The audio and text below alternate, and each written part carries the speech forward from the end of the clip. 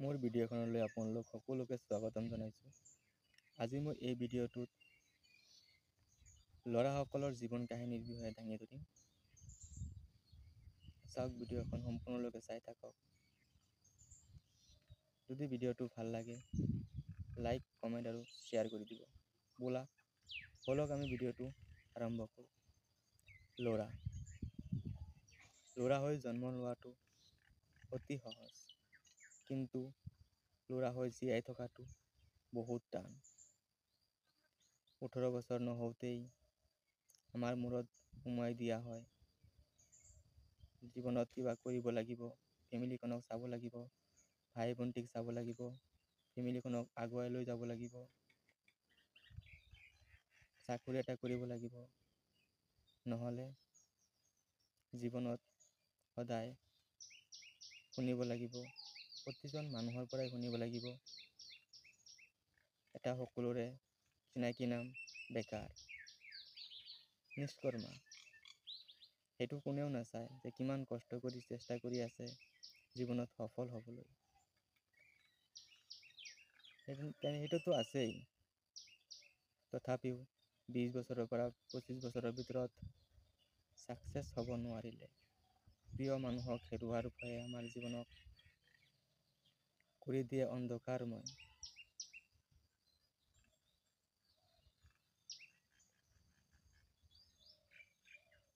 এইখিনিৰ পিছতো সমাজৰ কথাটো বাদেই, সমাজৰ প্ৰতিজন মানুহেই কৈ থাকে, ল'ৰা হৈছ, কাম বন নকৰিলে কেনেকৈ চলিবি।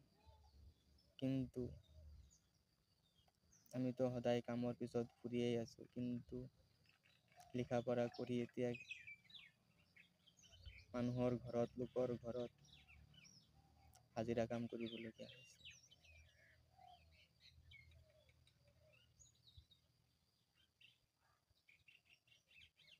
আৰু সমাজৰ মানুহে কয়, লিখা পঢ়া কৰি মাক দেউতাকৰ টকাখিনি নষ্ট কৰিলি, সেইখিনি নকৰি যদি কিবা এটা ব্যৱসায় বাণিজ্য কৰিলি হয়, তেনেহ'লে জীৱনত ছাকচেছ হ'ব পাৰিলি হয়।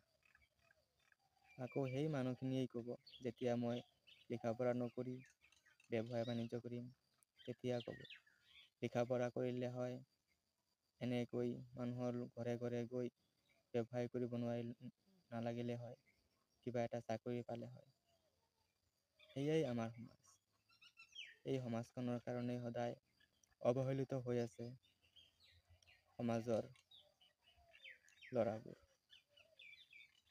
এইবোৰ শুনিও আমি সদায়, মানুহে যেতিয়া সোধে খবৰ পাতি কেনেকুৱা, মুখত হাঁহি এটা মাৰি কওঁ, হয়, ভালেই আছোঁ। এয়াই হ'ল ল'ৰাৰ জীৱন। এয়াই আমি ল'ৰা। কিয়নো সমাজৰ এটা কথা আছে, ল'ৰাই কেতিয়াও কান্দিব নাপায়। ল'ৰাৰ মনত কেতিয়াও দুখ আহিব নোৱাৰে। সদায় সাহসেৰে আগুৱাই যাব লাগিব। কিন্তু মানুহক কেনেকৈ বুজাও যে আমাৰো মন আছে, আমাৰো কষ্ট হয়, আমিও দুখ অনুভৱ কৰোঁ, কিন্তু সমাজৰ কাৰণে আমি সদায় অৱহেলিত হৈ থাকি যাওঁ। এয়াই আমি ল'ৰা।